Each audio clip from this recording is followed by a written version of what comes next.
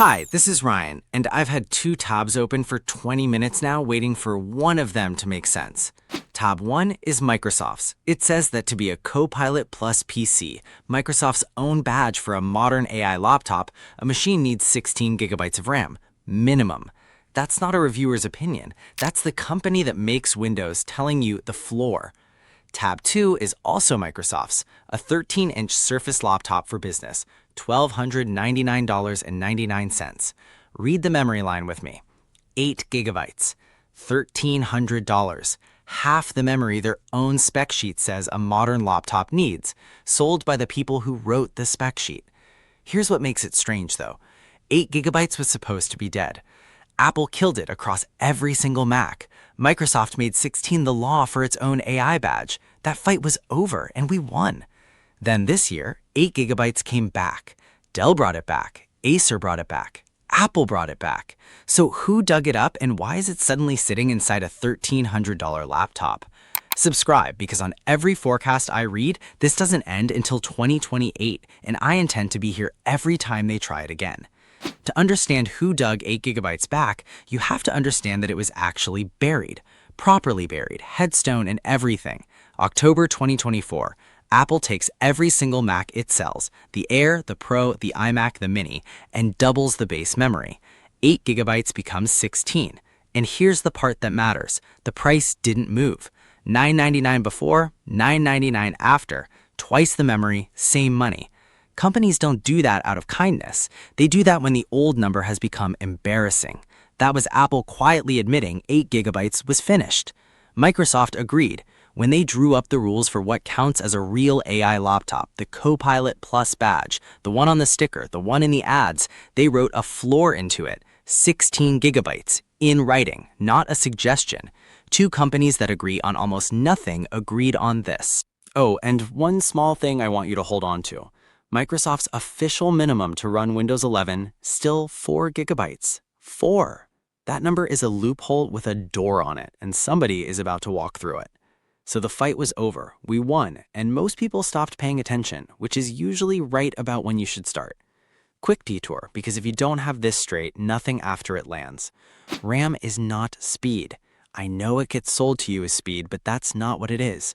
RAM is your desk. Your storage drive is the filing cabinet across the room. Everything you're actively working on, every browser tab, the video call, the spreadsheet, Windows itself humming in the background, all of it has to fit on the desk. When the desk fills up, you don't get slower, you stop. You get up, walk to the cabinet, file something, walk back, and that trip, roughly 1,000 times slower than just reaching across the desk. That's the real gap between memory and a drive. 1,000. Actually, hold on, let me back up because I keep saying slower, and slower is the wrong word. Slower sounds like a dial, like you turn it down a notch and everything's just a bit sluggish. It isn't a dial, it's a wall. If your machine hits it, stops dead, does the errand, comes back. Over and over all day, invisibly. Which is why the single most useful sentence I can give you is this. The processor gets the headline, but the memory sets the ceiling. Every 8 gigabyte laptop launched this year leads with its chip. New silicon, new name, big numbers. There's a reason for that. The chip is the cheap part of the story now. You can put the fastest processor on earth in a machine, and if the desk is full, that chip sits there, waiting, doing absolutely nothing. So what actually changed? Not your laptop, not the software, not you. The buyer changed. I pulled up the daily price tracker Tom Hardware runs on memory kits.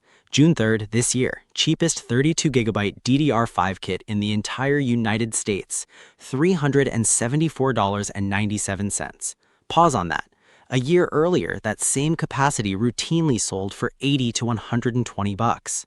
Nothing about that memory improved, not one thing. Same chips, same speed, same box. It just tripled because AI data centers are buying every wafer that comes off the line, and a memory company would rather sell to a hyperscaler than to you. Then I found the number that genuinely stopped me. Counterpoint's data has DDR4, old memory, the stuff in the laptop you're probably watching this on, trading at $2.10 per gigabit, and HBM3E, the exotic, stacked, cutting-edge AI memory that caused this whole shortage, $1.70. Read that again. The old memory now costs more than the new memory per bit. That's not a market being expensive. That's a market breaking in half. And late last year, Micron, one of the 3 companies on Earth that makes this stuff, announced it was walking away from consumers entirely, retired the Crucial brand, the name half the people watching this have a stick of in a drawer, gone, to go serve AI customers instead. Okay. Now here's the figure that reframes everything, and it came from HP on an earnings call to their own investors. Memory used to be roughly 15 to 18% of what it costs to build a laptop. A line item, meaningful, but not the story. 1/4 liter, 35%, a third of your laptop. Not the screen, not the chip, not the aluminum, the memory. Imagine the tires on a new car quietly becoming a third of the sticker price over about 90 days, while everything else stayed the same. Somebody somewhere is going to have to eat that, and you already know it isn't going to be the tire company. When one part of a machine goes from a rounding error to a third of what it costs to build in 90 days, only 2 things can happen next. The price goes up or the spec comes down. That's it. That's the whole menu. And somebody was going to pay for this. It was never, ever going to be the memory companies. Apple picked door number 1, the price. June 25th of this year, the Apple Store goes down for a few minutes, comes back, and the numbers are different. MacBook Air, $1099, up to $1299. $200 overnight. The 14-inch Pro, $1699 to $1999, $300.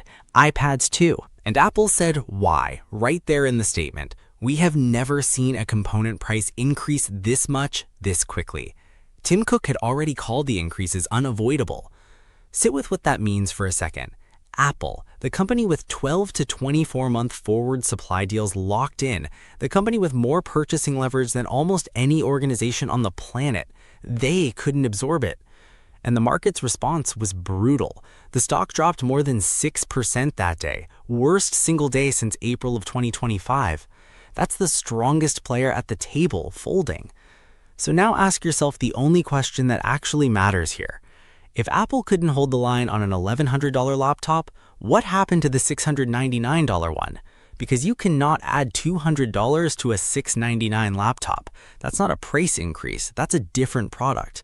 At that tier, the price is the product. It's the entire reason the thing exists. So the money had to come from somewhere else, and it did. They went looking inside the machine for something they could quietly make smaller, and they found it sitting right there on the motherboard with one very convenient property. Once they take it out, you can never put it back. The thing they went looking for was the solder, not the memory, the solder. Because on almost every thin laptop sold today, the RAM isn't a stick you slide into a slot. It's chips melted onto the motherboard, permanently, next to the processor, part of the furniture.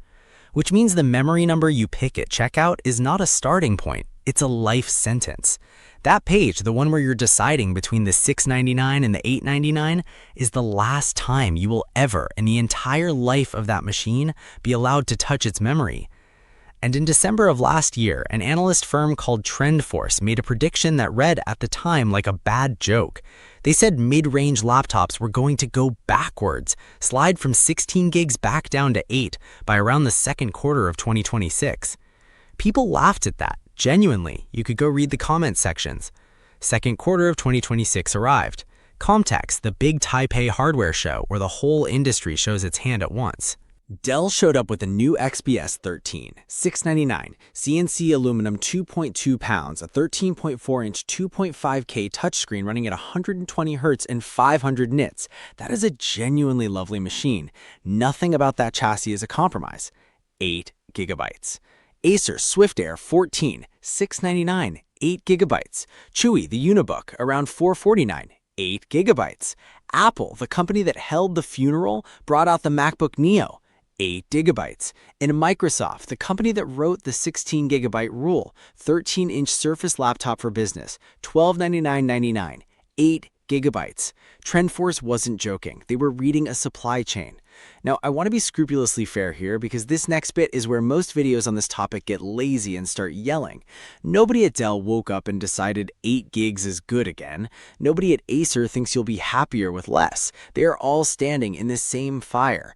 Memory went to a third of the build cost, the sub-$700 laptop had to keep existing, and there was exactly one component they could shrink without you noticing on the shelf.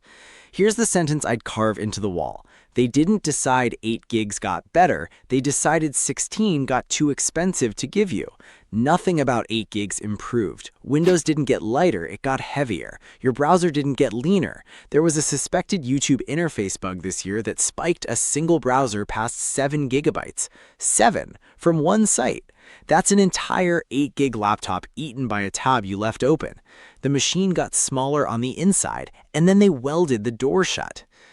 Okay, now the part where I actually got annoyed. Go back to Microsoft, because Microsoft doesn't get the "we're all in the same fire" defense. Not for this one, and I'll show you exactly why. Position 1. Microsoft publishes the Copilot Plus spec. 16 gigabytes minimum in writing. Their badge, their rule, their number. Position 2. This past May, Microsoft publishes a hardware guide for Windows gaming PCs. In it, they call 16 gigabytes the practical starting point and say 32 is what you'd want if you're trying to future-proof. They deleted it the next day. Now, I don't know what happened in that building. I want to be honest with you about that. I genuinely don't. Nobody sent me a memo, but I know what the page said, I know how long it lasted, and I know what was happening in the memory market that exact week. You're allowed to draw your own line between those dots. I've drawn mine. Position 3. Microsoft sells you a 13-inch Surface laptop for business. $1,300.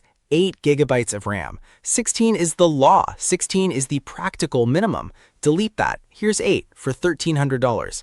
Same company, same 18 months. And that machine has a Copilot key right there on the keyboard. A dedicated button for the AI features it is not qualified to run because it doesn't have the 16 gigs Microsoft says you need. So you get the button, you get the branding, you just don't get the thing. You paid $1,300 for a keyboard shortcut. I'm not calling that a scam. I want to be precise because precision is the whole reason you should trust anything I say. It's not defective, it's not mislabeled. Every spec on that page is accurate. It's just inconsistent. And it's inconsistent in a direction that happens to be very convenient for Microsoft and very expensive for you. Macworld did it, took the 8GB MacBook Neo, Apple's cheapest laptop, $699, and ran a browser session for 4 hours without closing anything. Got to 59 tabs. Stopped there, apparently, because it got too hard to find anything, not because the laptop complained. By the end, the machine had shoved about 8 gigabytes out to the drive. That swap, the filing cabinet trips I told you about. 8 gigs of them, as much as the memory it actually had. No stutter, tabs switched fine. They also edited video on it, Premiere Pro, a podcast episode, multicam, audio cleanup. It didn't blink. And Tom's Hardware's own reviewer, who is not a pushover, this is the guy who wrote the piece exposing all of this, said 8 gigs is workable for the right person. So I sat with that for a while, because if my whole argument is 8 is broken, Macworld just handed 59 tabs worth of evidence that says no it isn't. Here's the thing though, it's not the same 8. macOS has been compressing memory in hardware since 2013. When the disk fills, it doesn't immediately run to the tabnet, it squashes what's sitting there and makes room. Apple builds the chip, the memory controller, the operating system, the swap system, and the drive. All of it. One company, top to bottom. And when you control the entire stock, you can make 8 gigabytes behave like more than 8 gigabytes. Windows cannot do that. There's no equivalent. Same number on the box, completely different machine underneath. So, is 8 gigs fine? On a Mac, for a genuinely light workload, honestly, yeah, it can be. On Windows, no, and I'm not going to soften that. So here's my actual verdict, and it isn't the one I expected to give you when I started. 8 gigabytes isn't a scam, it's a surrender, and they're charging you full price for it. Nobody decided you'd be happier with less. They decided 16 got too expensive to hand you, and then they soldered that decision down so you could never overrule it. That's not a spec. That's someone else's budget meeting welded into your laptop. So what do you actually do, standing in a store holding your own money? 3 tests, 10 seconds, that's the rule. Test 1, before you look at the number, look for the slot. Is the memory soldered or is there a socket? Ask, look it up, because if it's soldered, that number is permanent, and you are not buying for today, you're buying for year 4. Every single 8-gig laptop I traced this year is soldered. The XPS 13, the Surface, the MacBook Neo, where the memory is literally inside the chip package. There is no 16-gig Neo. There never will be. Test 2. Use their number, not mine. You don't need my opinion on how much RAM is enough. Microsoft already published it. 16 gigabytes minimum for a modern AI PC. Don't buy a Windows laptop with less memory than the company that makes Windows says it needs. That's not an argument you can lose. Test 3. Check which machine it actually is. 8 on Mac OS with an honest, narrow workload, defensible. 8 on Windows, no. And the part almost nobody says out loud. The slot is worth more than the spec. A 16-gig laptop you can upgrade beats a 16-gig laptop you can't, on any timeline past 3 years.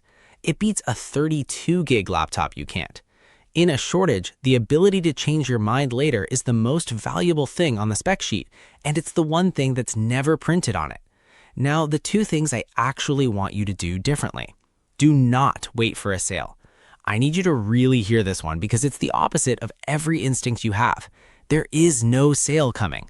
Gartner, TrendForce, IDC, AMD, Samsung, SK Hynix, Lenovo, every forecast I pulled puts relief at 2027, 2028, or beyond.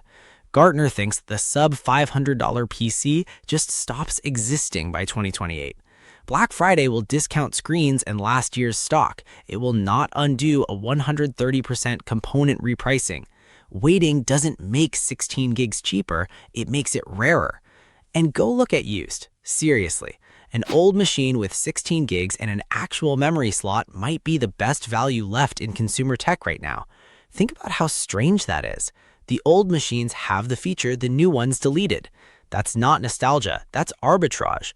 If it were my money, at $699, I'm not buying the XPS 13 8 gig. I'd take the 200 and get the 16. And here's how I'd think about that 200, because it's the only number in this video that's actually friendly to you. $200 over a 4-year laptop is $50 a year, $4 a month. That's one coffee to never think about this again for 4 years. That's the whole trade. Or Lenovo's IdeaPad Slim 3i. $900, 16 gigabytes. No drama, no upsell, no lecture. While everyone else was cutting memory to hit a price, Lenovo just didn't. It's not the prettiest machine on this list. Dell's chassis is nicer, and I'll say that plainly, but it's the only one that didn't ask me to pretend 8 was enough. That's my pick. 16 gigs at a normal price in 2026. Turns out that's the rare thing now. And the $1,300 8GB Surface laptop? I wouldn't. Not at that price. Not with a Copilot key on it that it can't fully use. One honest gap before I go, because I'd rather you hear it from me. Nobody has long-term data on these specific machines. They're months old. I'm telling you what I expect based on how every previous generation of 8-gig laptops aged and on where memory prices are going. That's a well-founded expectation. It is not a lab result. Hold it that way. So, the rule, one more time, and then I'll leave you alone. If it's soldered, buy for year 4. On Windows, that means 16. And if 16 is genuinely out of reach, then don't buy 8. Buy a slot. Subscribe if you'd rather hear this before the checkout page instead of after, because on every forecast I read, they're going to try this again in the fall, and I'll be here when they do.